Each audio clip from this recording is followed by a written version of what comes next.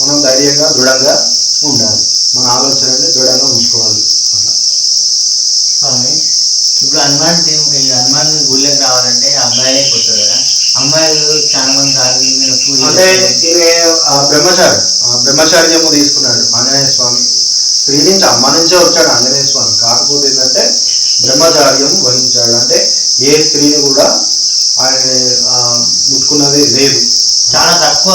నేను కొత్త గుడి స్త్రీలు కూడా ఎవరు కూడా అంటే కన్య పిల్లలు, అంటే కన్నె పిల్లలు ఎవరైతే మామూలుగా ఫంక్షన్ చేస్తుంటారు కదా, ఫంక్షన్కి ముందు అంటే కన్నె పిల్లలు, అలాంటి కన్నె పిల్లలు ఎవరైనా కూడా స్వామివారిని నమస్కారం చేసుకోవచ్చు, టచ్ చేయొచ్చు, ఇబ్బంది ఏం లేదు. కానీ గర్భగుడిలోకి వాస్తవానికి ఎవరు రాకూడదు.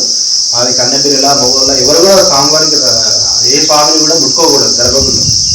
కాకపోతే ఏంటంటే అందరికీ మనకు ఒక అద్వైత సిద్ధాంతం ప్రకారం ఏంటంటే భగవంతుడు అందరిలో ఉన్నాడు.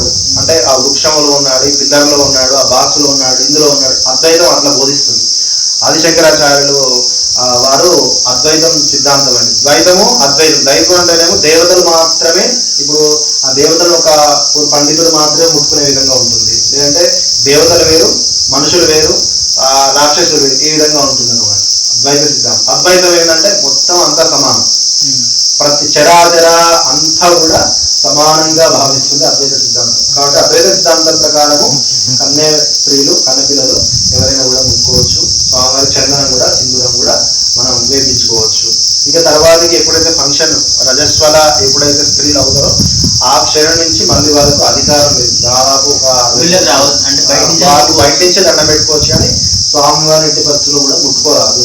అంటే ఆంజనేయ స్వామి ఒక తల్లి నుంచి వచ్చినా కూడా ఆ విధంగా నియమాలు ఉంటాయి స్వామివారికి.